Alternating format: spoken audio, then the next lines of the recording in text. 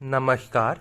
Industrial geography में औद्योगिक भूगोल की श्रृंखला में आज हम इंडस्ट्रियल लोकेशन थ्योरी में अंतर्गत हम spatial margin to preferability DM Smith की इंडस्ट्रियल लोकेशन थ्योरी देखते हैं, जिन्होंने स्पेशियल मार्जिन स्थानिक सीमा देखा कि मतलब एक स्थानिक सीमा होगी, मतलब एक स्थान होगा जिसमें क्या कहते हैं हमें मार्जिन मिलेगा और वही प्रॉफिट को हमें दिखाएगा। स्पेशल मार्जिन टू प्रॉफिट जहाँ अधिकतम लाभ हमें मिलेगा। ठीक है, तो डीएम स्मिथ एक अमेरिकन जियोग्राफर थे। इन्होंने मॉडिफाई किया था वेबर के मॉडल को। ठीक, इनकी जो थ्योरी है वह based on the study of steel mill in habitat. Brazil का एक स्टील मिल था, वहां पे अध्ययन करके इन्होंने अपनी थ्योरी दी थी इंडस्ट्रियल लोकेशन की। इनकी बुक थी, बहुत बार पूछता है, इंडस्ट्रियल लोकेशन 1971, जो कि एन इकोनॉमिक जियोग्राफिकल एनालिसिस सब टाइटल था इसका। ठीक, इंडस्ट्रियल लोकेशन की बुक थी। इसमें 3 इंपॉर्टेंट पॉइंट है: spatial margin, cost margin, revenue curve. Spatial margin मतलब कि एक स्पेशल मार्जिन होगा। इन्होंने कहा कि देखिए एक समझिए एक बुक होता है ना, उसके समझिए एक लाइन खींच दी जाती है, इधर नहीं लिखा जाता, इस तरफ लिखा जाता है। एक स्पेशल मार्जिन होगा जिसके अंदर क्या कहता है कि बाहर अगर हम जाएंगे तो हमें लॉस होगा और अंदर रहेंगे तो प्रॉफिट रहेगा। ठीक, एक स्पेशल मार्जिन के अंदर ही हमें प्रॉफिट मिलेगा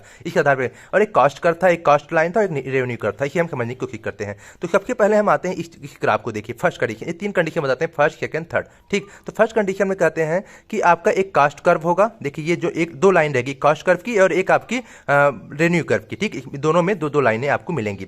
तो ध्यान दीजिएगा, एक समझिए एक्स एक्सिस है और एक समझिए आपका वाई एक्सिस है। तो ये देखिए इन्होंने कहा कि पहली कंडीशन में क्या होगी कि मान लीजिए रेवेन्यू कर्व कांस्टेंट हो। ठीक है, रेवेन्यू कर्व, ये जो हमारा रेवेन्यू कर्व है ये कांस्टेंट हो और कॉस्ट कर्व जो है वेरिएबल करता हो, मतलब कि चेंजेस आते हैं, वेरिएबल हो। ठीक, कॉस्ट कर्व वेरिएबल है और रेवेन्यू कॉस्ट कांस्टेंट है। तो हमारी इंडस्ट्री कहाँ पे लगेगी? तो इसके लिए ये पहले इन्होंने कहा स्पेशल मार्जिन होगा। एक स्पेशल मार्जिन जो मैंने शब्द रखा कि मतलब इस स्पेशल मार्जिन के बाहर अगर हम लगाएंगे तो हमें लॉस पड़ेगा। आप ऐसे समझिए कि यहाँ पे देखिए रेवेन्यू कर्व आपका कांस्टेंट है। ठीक, लेकिन आपका जो कॉस्ट कर्व है वो ज्यादा है, मतलब कि लागत ज्यादा लग रहा है। रेवेन्यू मतलब होता है कि इनकम कितना आय हुआ और कॉस्ट मतलब कितना लागत खर्चा हुआ। तो यहाँ पे लागत ज्यादा लग रहा है और इनकम हमें कम मिल रहा है। ठीक है, अगर हम ऐसे जाएं तो इनकम हमें कम मिल रहा है, लागत ज्यादा, तो जाहिर सी बात है यहाँ पे हमें लॉस होगा। वही स्थिति इस तरफ है, लॉस होगा। तो इसी तरफ अब हम अंदर आते हैं तो देखिए यहाँ पे आपका कॉस्ट कम लग रहा है और प्रॉफिट हमें ज्यादा मिल रहा है, क्योंकि प्रॉफिट तो एकदम फिक्स है। ठीक, प्रॉफिट हमारा फिक्स है। अगर इस एरिया में जहां भी इंडस्ट्री लगाएंगे तो प्रॉफिट हमारा कांस्टेंट, एक ई के बीच में जहां भी इंडस्ट्री लगाएंगे तो प्रॉफिट हमारा कांस्टेंट रहेगा। तो इन्होंने कहा कि अगर ऐसी स्थिति बनती है, रेवेन्यू कांस्टेंट रहे और आपका कॉस्ट कर्व का कहते हैं कि वेरिएबल रहे। ठीक है, कॉस्ट कर्व वेरिएबल रहे और रेवेन्यू कांस्टेंट रहे तो हमारा वी शेप का कॉस्ट कर्व बनेगा, वी शेप का कहते हैं कॉस्ट कर्व बनेगा। ये पहली कंडीशन हुई।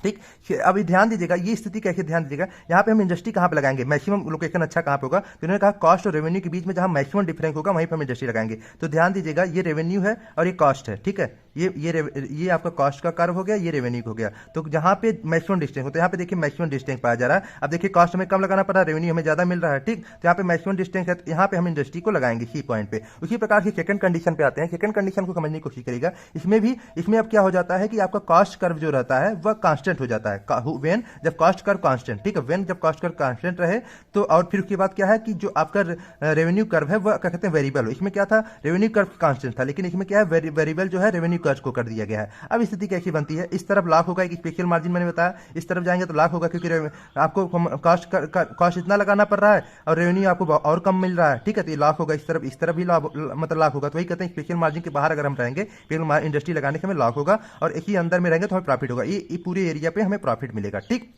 अब ध्यान दीजिएगा इन्होंने कहा कि अगर ऐसी स्थिति बनती है कि कॉस्ट कर्व हमारा कांस्टेंट रहे और रेवेन्यू कर्व हमारा चेंज होता रहे तो ऐसी स्थिति बनने पर कि हमारी इंडस्ट्री कहां पे लगेगी, हमारी इंडस्ट्री वहां पे लगेगी जहां पे कॉस्ट और रेवेन्यू के बीच में मैक्सिमम डिस्टेंस हो। तो ये एरिया देखिए यहाँ पे मैक्सिमम डिस्टेंस है तो हम ओ पे इंडस्ट्री लगाएंगे। ठीक, ये इंडस्ट्री हमारा अच्छे जगह, यहाँ पे अगर हम इंडस्ट्री लगा रहे हैं तो हमें प्रॉफिट मिलेगा। ठीक, अब ध्यान दीजिएगा ये अगर स्थिति बनती है कि आपका कॉस्ट कर्व कांस्टेंट रहे और रेवेन्यू जो है वेरिएबल चेंज करता रहे तो ए शेप की रेवेन्यू कर्व बनेगी, ए शेप की रेवेन्यू कर्व बनेगी। ये पीवाईक्यू पूछे हुए हैं कि वी शेप किसमें बनता है और ए शेप बनता है। तो वी शेप बनता है जब रेवेन्यू कर्व आपका कांस्टेंट रहे तो वी शेप का बनता है कॉस्ट कर्व। ठीक है, और ए शेप तब बनता है जब कॉस्ट कर्व हमारा कह सकते हैं कि कांस्टेंट रहे, कॉस्ट कर्व हमारा कांस्टेंट रहे तो ए शेप का हमारा रेवेन्यू कर्व बनता है। ठीक, अब ये तो हो गई इनकी थ्योरी। आफ्टर डीएम स्मिथ, ये डीएम स्मिथ की बात कही थे, लेकिन डीएम स्मिथ की बात आती है कि रियल वर्ल्ड में कंडीशन क्या होता है, क्या हमेशा ये मतलब कि कॉस्ट कर्व कांस्टेंट बना रहता है? नहीं, ऐसी बात नहीं रहती। इसीलिए इनके क्रिटिक्स में भी कहा जाता है एक फर्म के लिए कॉस्ट और रेवेन्यू शायद ही कभी रैखिक मतलब लीनियर होते हो, ये हमेशा कह सकते हैं कांस्टेंट नहीं रहता होगा, दोनों होता है वेरिएबल करते हो। ठीक है, कोई जरूरी नहीं है कि एक ही वेरिएबल करता है और चेंजेस आते हो। अगर रियल वर्ल्ड में यही कंडीशन होता है। रियल वर्ल्ड में डीएम स्मिथ कहते हैं, ध्यान दीजिएगा आफ्टर डीएम स्मिथ, तो डीएम स्मिथ कहते हैं रियल वर्ल्ड में कि आपका जो है एक कॉस्ट कर्व और रेवेन्यू कर्व दोनों आपका वेरिएबल हो, मतलब चेंज होते रहे। कॉस्ट कर्व भी देखिए चेंज हो रहा है आपका, फिर उसके बाद कॉस्ट कर्व भी आपका कॉस्ट कर्व भी चेंज हो रहा है, और फिर आपका रेन्यूएबल कर्व भी आपका, मतलब कि इनकम वाला भी प्राइस आपका चेंज हो रहा है। तो इस स्थिति में स्पेशल मार्जिन ये एरिया हुआ, इसके बाहर लगाएंगे तो हमें लॉक होगा। ठीक, ये एरिया पे हमें लॉक होगा, मैंने कहा ना स्पेशल मार्जिन के अंदर ही रहेगा। अब यहाँ पे देखा जाता है कि जहां पर कॉस्ट कर्व क्या कहते हैं कि कॉस्ट कर्व सबसे कम आए, कॉस्ट कर्व सबसे कम आए और रेवेन्यू हमें ज्यादा मिले। ठीक है, तो ये एरिया देखिए कॉस्ट कर्व हमें कम मिल रहा है और रेवेन्यू हमें ज्यादा मिल रहा है। रेवेन्यू तो इसमें भी ज्यादा मिल रहा है, लेकिन कॉस्ट कम इससे ज्यादा लगाना पड़ रहा है, इसलिए कहते हैं ये एरिया ज्यादा सूटेबल है। ठीक है, जहां पे हमें, और इसमें क्या था कि कॉस्ट और रेवेन्यू दोनों मैक्सिमम जहां मिलते थे वहां लगाया जाता था। इसमें कहा जाता है जहां पे कॉस्ट कम मिले, कॉस्ट कम लगाना पड़े और रेवेन्यू हमें मिल जाए। तो ये स्थिति पे ये स्थिति है। और बाकी आप यहां पर भी अगर लगा रहे हैं प्रॉफिट आपको मिलने ही मिल रहा है। ठीक है, एक बार शॉर्ट में हम समझा देते हैं। स्पेशल मार्जिन टू प्रॉफिट, मतलब एक स्पेशल मार्जिन में अगर लगाएंगे तो हम कहीं भी अगर इंडस्ट्री लगाएंगे तो प्रॉफिट मिलेगा, ये बात थी। ठीक है, स्पेशल मार्जिन इनकी बात होती है, तो प्रॉफिटेबिलिटी मतलब स्पेशल मार्जिन टू प्रॉफिटेबिलिटी की बात डीएम स्मिथ कहते हैं। अब ध्यान दीजिए, इनकी बुक थी इंडस्ट्रियल लोकेशन, ने पूछा है और ये पूछता है कि इनके जो कंडीशन उसको समझने की कोशिश करेगा। तो कंडीशन में पहले बताते हैं कि मान लीजिए रेवेन्यू कर्व जो है आपका कांस्टेंट रहे और आपका कॉस्ट कर्व अगर क्या कहते हैं कि वेरिएबल रहे, चेंज होता रहे, तो ये स्थिति अगर बनती है तो भी शेप का कॉस्ट कर्व बनता है। ये पूछा है पीवाईक्यू में। सेकंड में इन्होंने कहा कि वेन, जब क्या कहते हैं कि कॉस्ट कर्व आपका कांस्टेंट रहे और रेवेन्यू कर्व आपका वेरिएबल करता रहे, तो इस स्थिति में क्या है कि ए शेप का रेवेन्यू कर्व बनेगा, ये चीज थी। और थर्ड में जो क्या कहते हैं इनका जब क्रिटिक्स में हुआ था, तो थर्ड में ये क्या कहते हैं after DM Smith real world की कंडीशन को देखते हुए कहां पे इंडस्ट्री लगेगी, ये बात इसमें रखी जा रही थी। और क्रिटिक्स में यही है कि एक फर्म के लिए कॉस्ट और रेवेन्यू शायद ही कभी रैखिक लीनियर होते होंगे। ठीक है, हमेशा वेरिएबल की बात आती है ना, ये वाली स्थिति।